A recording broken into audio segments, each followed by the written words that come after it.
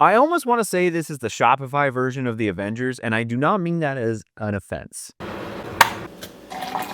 Ooh, that's a hot mug, guy. Obviously, we've been having this discussion for the last 5 years now of whether the MCU is just trash or entirely, or if there's still any worth to it. I would say from Thunderbolts, technically it is. When I said that this is the Shopify version of the Avengers, it essentially is, except way less of a budget, but the story beats are almost entirely similar. A bunch of estranged hero and anti-heroes coming together against their own will, and at first having adverse reactions to each other, not wanting to work together, but then a bigger circumstance comes in front of them and they work together through the power of friendship to defeat said foe. Not only was I laughing at David Harbour, like just his character, I figured I would, but I also really enjoyed the film's depth in delving into the character's personal trauma, because something that Marvel hasn't really gotten right in a while. And to be honest, I would almost say in terms of an actual character, like with flaws and all this shit you care about, the Guardians movies were the best. Every one of the main characters, every one of the main cast, even the side characters, had great development and great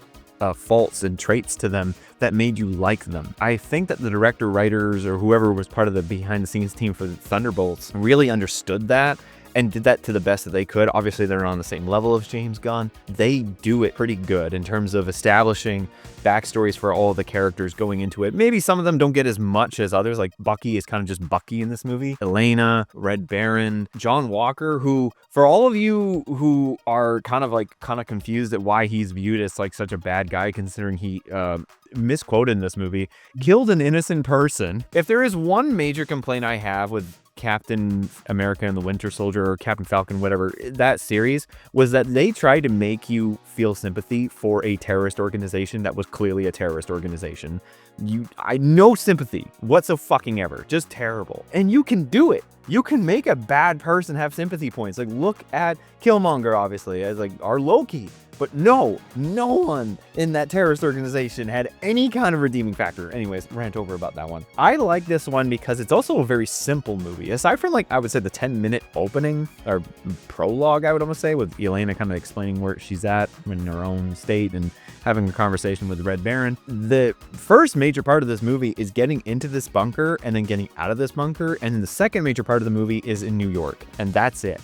For a 2-hour-long movie that essentially has 3 parts to it, 2 of them being the majority of the movie, it actually flows pretty well. You get great interactions with these characters. You get great moments of delving into their histories, what makes them who they are, as well as how they view the situations and they learn from them. Like I said, Bucky doesn't really get much development in this movie, but everyone else does for the most part, some more than others. I would say Ghost doesn't get much in this, but to be honest, she is also coming from one of the most boring movies in the entire MCU. Apologies for those of you who like Ant-Man and the Wasp, but I remember trying to watch that movie 4 times during COVID, and I kept falling asleep. It was that fucking boring. On the whole, I do enjoy this film for what it is. It is trying something not out of this land. It's not trying something overly complicated or trying to be edgy or trying to be different. It's not trying to do anything other than make you care about these characters and give you a good time. I enjoyed it. Would I watch this movie again in theaters? No, it's not one of those kind of movies. But is it one of the better structured movies of the MCU in the last little while? I could agree with that. I feel like they borrowed a lot of James Gunn's element of the Guardians, because what I liked about the Guardians movies wasn't just the humor and wasn't just the setting in space, but it was the characters. They were flawed, they had humor to them, but they also had problems and they had their own strengths and weaknesses, and sometimes they'd be pretty hard hitting. While this one does not hit you nowhere near as hard as Guardians 3, you can see that they were definitely taking notes from that.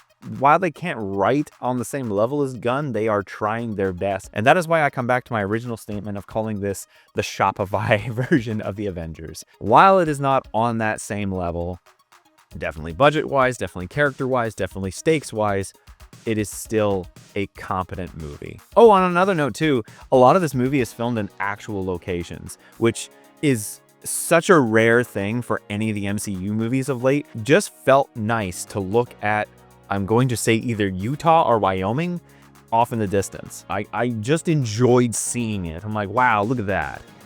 That looks like they're really there. Fuck, I hope they were actually there, otherwise I'm gonna sound like an idiot. Now, are there negatives in this movie? Of course. Obviously, there might be. Unfortunately, the first one that comes to mind is this reminds me a hell of a lot of the finale of Digimon Season 2. For those of you who get that reference, yes, it is very similar to that, to a kind of distressing degree.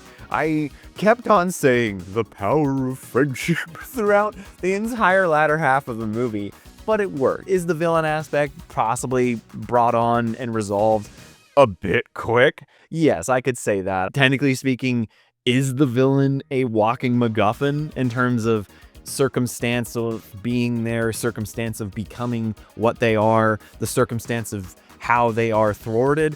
Sure. Very much so. That's a very legitimate complaint that people can have about the movie, but I feel that the overall product works enough that you don't mind it. At least I didn't. So in the end, I'm going to give Thunderbolts a generous 5 out of 7. I enjoyed it. I thought it was good. It's probably the best MCU movie I've seen since Guardians 3, but it's not on Guardians level. Guardians 3 is still far better than this movie. But overall, thought it was okay. In the end, guys, that's all for me. I'm curious to see what you guys say. Do you guys see it? What do you think of it? In the end, let me know in the comments below and let's have a discussion. If you guys like this video, please leave a like. And if you're interested in more, subscribe. And until then, see you guys next time.